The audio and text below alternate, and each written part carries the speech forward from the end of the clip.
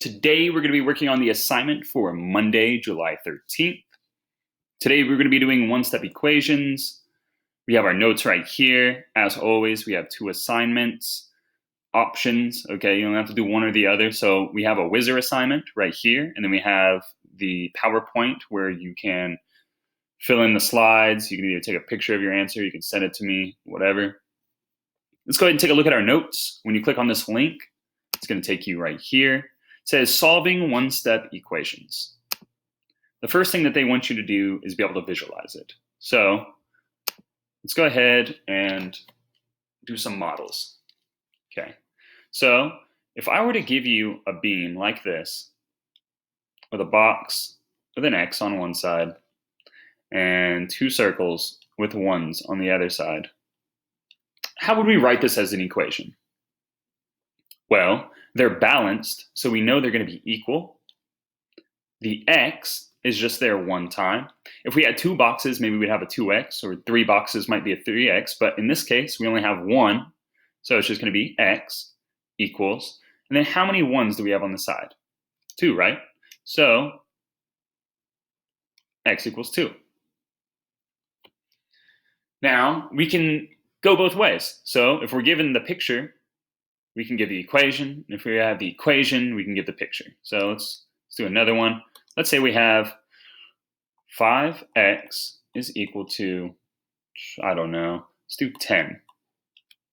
Okay, so in this case, we'd have our beam, which is balanced, and 5x.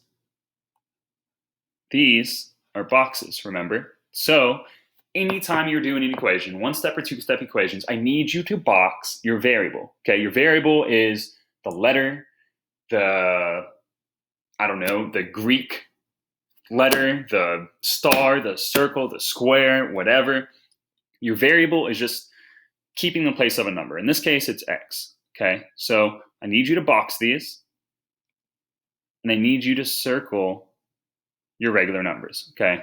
Later on, I'll give you the choice to circle them or not, but right now when we're doing models, you circle the regular numbers and you box in your variable and whatever its number is. Okay, so we have 5x inside of a box. How many boxes are we going to draw right here? 5, right? Because we have 5x, 2, 3, 4, 5. 1, 2, 3, 4, 5 boxes is equal to, balanced by 10 circles, right? So 1, 2, 3, 4, 5, 6, 7, 8, 9, 10. You go through and put ones in here and X's in theirs, but I think you probably got it. Okay, so let's go ahead and move on to the good stuff. What do you think an equation is? Well, they tell you on the next slide. It says an equation is a statement that two expressions are equal. That means they've got an equal sign, right? Now, they give you an example where it's true and it's not true. For what we're going to be doing, it's always going to be true, okay? We have to solve for whatever the variable or the letter is. So what does it mean to solve an equation? Well, it means we're going to find out what these things mean. This star, what does this star mean? What does this square mean? This A or this B? What do they mean? Okay, they're keeping the place of a number. Okay, it's a symbol which represents a number. It's our job to find out what that is. So in this case, we want to find out what the star is that makes this equal 20. That makes it true. We do this by doing the inverses. Okay, you probably remember inverses for fractions. If you do the inverse of a fraction, let's say you have 1/2, the inverse, let's do inverse, would be 2/1. Remember, you just flip it upside down. It's easy. Well, inverse can be for a lot of things. Inverse pretty much just means opposite. So the opposite of 3 would be -3. The opposite of -5 would be 5. These are inverses.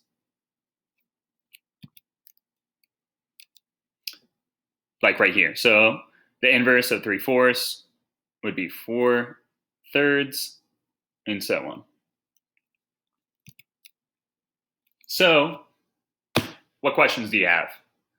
If I could hear you right now, I'd answer you, but this is a video. So let's also go ahead and note that inverses are good for operations too. So the inverse operation of addition.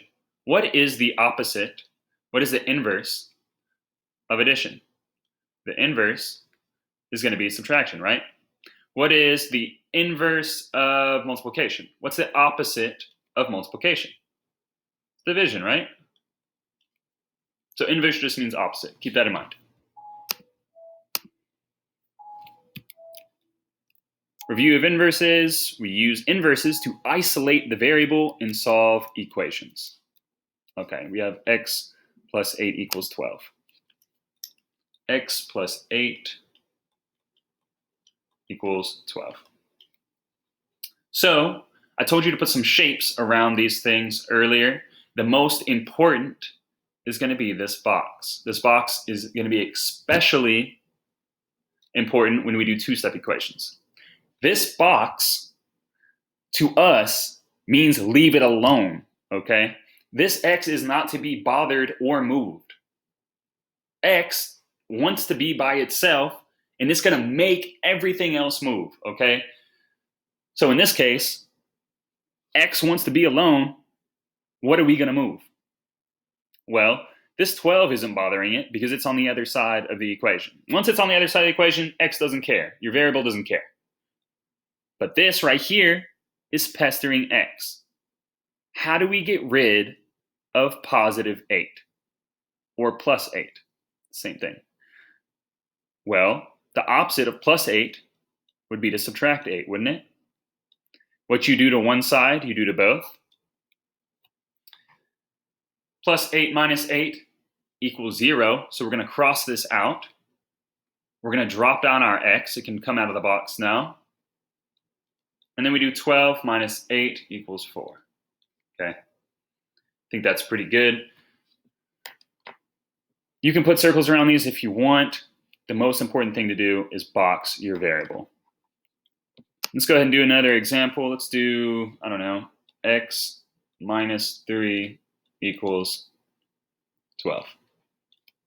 You box your variable. What does this box mean? Leave it alone. And if we're leaving x alone, we're going to be moving this 3, right? We got to move it to the other side. We do that by doing the inverse operation. What does the inverse mean again? It means the opposite, right? So what's the opposite of subtracting 3? Adding 3. So you add 3 to both sides. What you do to one side, you have to do to both. And the reason that we're doing the same thing to both sides is because remember that this is a balance beam, okay? And if we have weights over here, let's say we had a big weight over here, and I don't know, a big weight over here. To keep these equal, we'd have to add the same amount of things to both sides. So we'd have to add 3 circles to both sides to make them even, right? That's what we're doing, okay? We're keeping it balanced by moving things from one side to the other side. Let's go ahead and erase this stuff and continue with that. All right. So we add 3 to both sides. What happens when you have minus 3 plus 3? Well, it becomes 0. We drop down our x, and then we do 12 plus 3 is 15. Okay, so we have x equals 15 as our answer. I think that's pretty good for addition and subtraction. We'll probably do some more at the end. Let's continue. See, they're boxing their variables. They're thinking, how do we get rid of this thing? How do we get rid of this thing that's bothering x? In this case, negative 3. How do we get rid of negative 3? Add 3, right? Okay. Now we get into multiplication and division. So we have 2x equals 43. Let's go ahead and write that down. X equals 43. Okay. Get in the habit of boxing your variable. After we box this, is there anything else to move? No, there's not, right? There's not a lot else to move. So we have 2x in a box equals 43. In this case, we're just going to rewrite it and get rid of this 2, okay? The reason it was inside this box to begin with is because this 2 belongs to x. Anytime you see a number like 3x, go in the box together. If you have, I don't know, 1/2 x, they go in the box together. If you have 0.5x, they go in the box together. As long as there's not an addition sign or subtraction sign in between them, they need to go in the box together, okay? That number belongs to the x.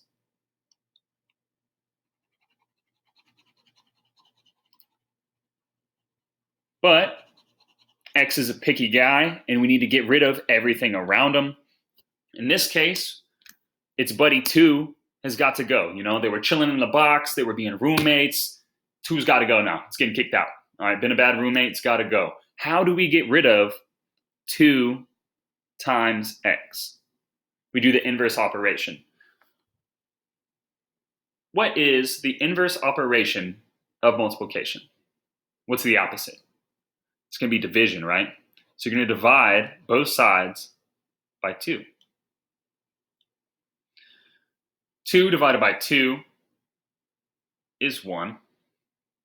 Okay, so we have 1x equals 43 divided by 2. It's going to be 21.5. 1x, 1 times x. 1 times anything is itself, so we're just going to write that as x equals 21.5. A lot of you probably already know this, and we'll skip straight to x equals 21.5. That's fine. I just needed to show you that 1 times x is just x, okay? So we solved this one. Looked good. Let's go on. Okay, so there's 2 ways we can solve this. We'll go ahead and do it their way today. 1/5 x equals 20. 1/5 x equals 20. Okay. I don't like these problems either, okay? Fractions are weird, so we're going to have to do some weird stuff to it. What did I say about going in the box? This number belongs to it, right? And if it's in the box, we know we're going to be doing some multiplication or division. In this case, it's 1/5 times x equals 20. There's nothing else to move, so we're going to rewrite it below. I know you're like, why did we put it in the box and write the same thing? It'll make sense when we do 2-step equations, okay? So just get in the habit of making the box. It's going to make your life so much easier, okay? Now that we have it rewritten, we know it's 1/5 times x equals 20. We have a fraction, so we're going to have to do the inverse of that fraction, okay? What is the inverse of 1/5? Remember that the inverse of 1/5 is just going to be 5/1. Remember, we flip them, right? Well, it's 1/5 times x, so we need to do multiplied by 5/1. 5/1 times 1/5. If you do that, it's going to be 5/5. 5/5 is just 1, so it's going to be 1x. To do multiplying fractions, we need to have fractions. This 20 is not a fraction right now.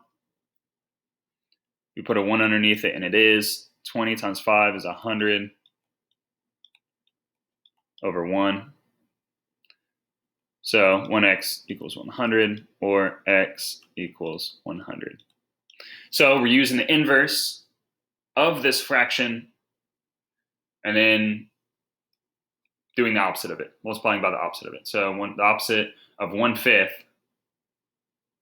is going to be 5/1. And this is just telling you the same exact thing that we just did.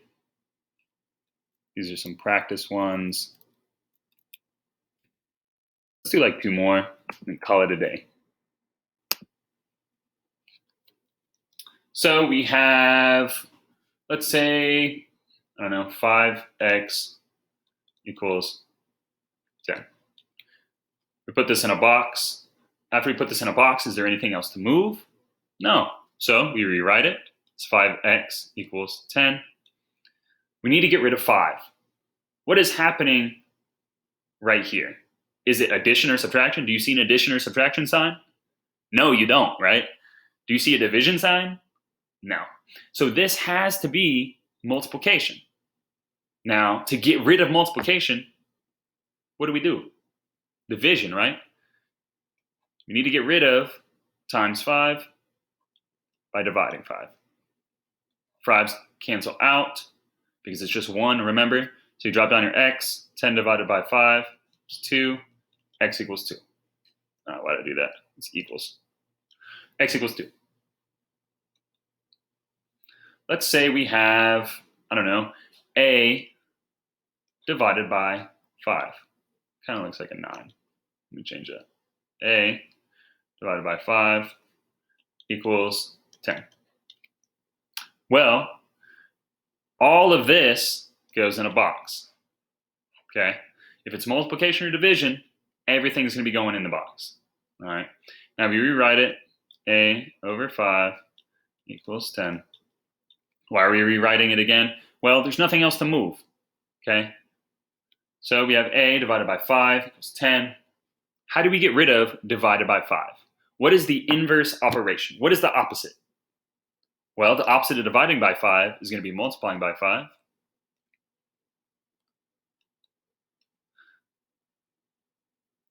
Fives cancel out, leaves us just with our a. 10 times 5 is 50.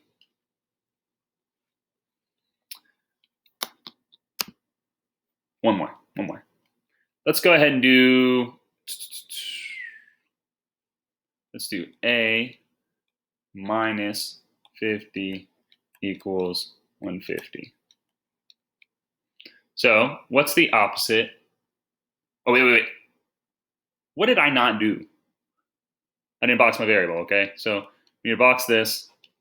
This box means leave it alone, okay? So if we're leaving this alone, we need to move this part, right? What's the opposite of minus 50? Plus 50. What you do to one side, you do to both, just like we've been doing for everything. 50s cancel out because minus 50 plus 50 is 0. We drop down our a in the box. 150 plus 50 is 200. Okay. In the assignment, I attached some videos. These videos are pretty good. It just explains what's going on, maybe gives you some examples. If you need any help, just reach out, and I hope you all have a great day.